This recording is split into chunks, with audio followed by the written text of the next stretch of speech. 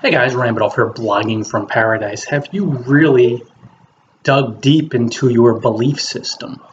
Who you learn from, what you learn from them? And a lot of us, of course, our belief systems are heavily influenced, if not completely influenced, by our parents, brothers and sisters, immediate family, friend network, and then it works in, the whole general population, general public.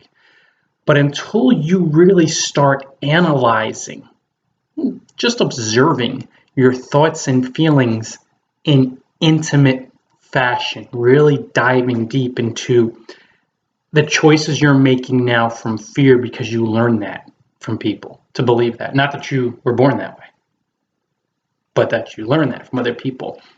You're just going to keep living from these base decisions of surviving, of course, fear, but survival, just getting by, being comfortable. And it's not because everyone around you is doing it, it's because you learned it from people who, even if they meant really well, they loved you, they only could give what they had. So most people have fear in their mind and they make most of their decisions from fear. Fear of poverty, fear of rejection, fear of failing, fear of criticism. And that's the belief system that they imprinted on you, oftentimes entirely subconsciously. So you have to get into your mind and begin observing it to face, feel, and release these fears so you won't live the same life because you're embodying the same belief system. Your life's not going to change until you change your beliefs, and that's not going to happen until you begin intimately observing the thoughts and feelings in your mind. And you do this in quiet. You do this through watching, observing, not doing anything. You notice most people rush and they distract and they push and they keep plowing forward mindlessly to bury the fears and to further bolster the belief system that is, and then they keep living this life that seems like Groundhog Day when people say same crap, different day. It's because they never stop, go into a quiet room for extended periods every day and begin observing their mind and their belief system. The people that do,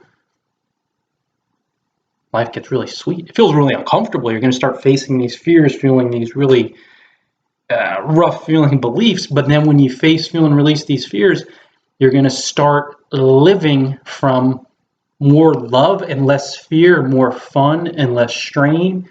And you'll be making these choices that'll just feel really liberating. And that's when life really begins. When you start making decisions in your mind, you start observing your mind as it is, change your belief system, shifting from fear, scarcity, and poverty, and all this illusory stuff, and moving towards love and abundance and fun and freedom and detachment and trust. So begin observing your belief system in light of truth now. Give yourself some quiet time. Start observing your thoughts and your feelings. Watch them, feel them, and you'll be able to understand why you're living the life you're living. It's the belief system, and if some of these elements of your life seem really depressing and upsetting, it's because you're making choices based on a belief system that's not even yours. You picked it up when you were a baby. You came from, quote unquote, say the other side, but when you entered this puppet, this quote unquote mortal coil, which is just a time-space puppet, none of that stuff was in your mind. So you picked it up, you can release it, and it begins with observing your belief system.